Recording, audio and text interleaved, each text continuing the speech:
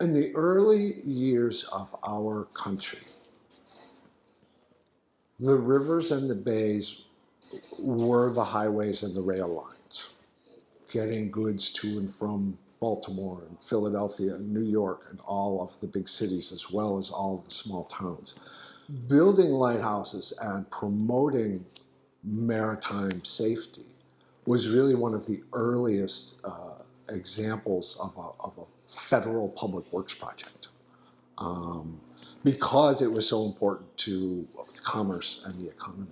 And the idea was to just, help people in storms and fog and everything else, just make sure they can get there in a way no different from traffic lights and highway exit systems and traffic engineers. That's the kind of stuff they were doing, and they were trying to protect both recreational and commercial traffic. This building, it may be only 9 years old. The stories that it has to tell go back 160 some years. So the lighthouse that this structure was modeled on, based on plans in the National Archives, was built before the Civil War. And it was built not here on the Choptank River, but down at the lowest end of the eastern shore of Virginia, near what is now Cape Charles. It served there for 60 years until they did some harbor improvements in Cape Charles. They no longer needed a lighthouse. The lighthouse was in good shape. So instead of tearing it down, they put it on a barge and they put it in a warehouse down in Virginia. Meanwhile, here on the Choptank River in 1870, just after the Civil War, they constructed a lighthouse at the intersection of the Choptank River and the Tredaven River going into Oxford. In 1918, the Choptank Lighthouse that had been built in 1870 fell victim to one of those ice storms, and there's dramatic pictures in the old papers of it kind of toppled over and being on its side. So it fell over, and the federal government's response to that was to put up a very temporary low-power blinker where the lighthouse used to be. They were hoping to get away with that forever, but between the steamboat captains and the local watermen continually crying out that that blinker wasn't good enough, they decided to build a new lighthouse, except they didn't have to build a new lighthouse because there was one they just put in a warehouse in Virginia.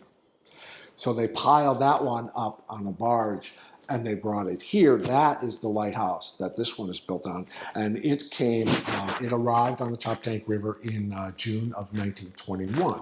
So in a very complicated way, we're celebrating a centennial here in 2020. By the 1960s, the technology of doing automated lights had reached a point where it was kind of brainless. So they automated all of these lights on the Chesapeake Bay. They pulled out the keepers, so there's no staff.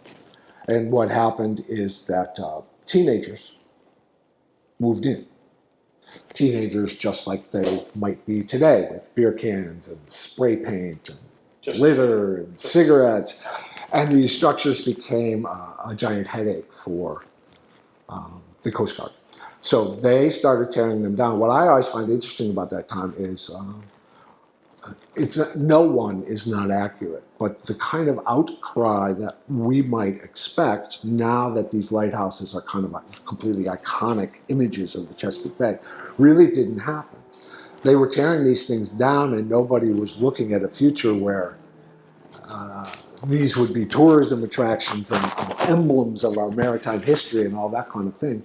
So they were tearing them down to relative quiet. It was, to their credit, the folks, our neighbors up in St. Michael's, who started to change that process. They paid a demolition contractor who already had the demolition contract. They paid him to not demolish the Hooper Strait Lighthouse. They got some rich guy in Baltimore to lend them a barge. And at the time, of course, the Chesapeake Bay Maritime Museum was about this big. They were just getting started. Now, of course, it's 13 acres, 9 buildings, 100 historic vessels. But back then, it was almost nothing. But they brought that lighthouse up on a barge to them, and they plopped it right in front of their little fledgling museum. And you go there today, and it's still the centerpiece of the museum. And that kind of got the ball rolling. They saved 7-Foot Knoll Lighthouse. They saved Drum Point Lighthouse. And then towns like ours, who had lost our lighthouse, this lighthouse was demolished, came up with this solution. of building a relatively exact replica with some modern conveniences. When you look at these structures, so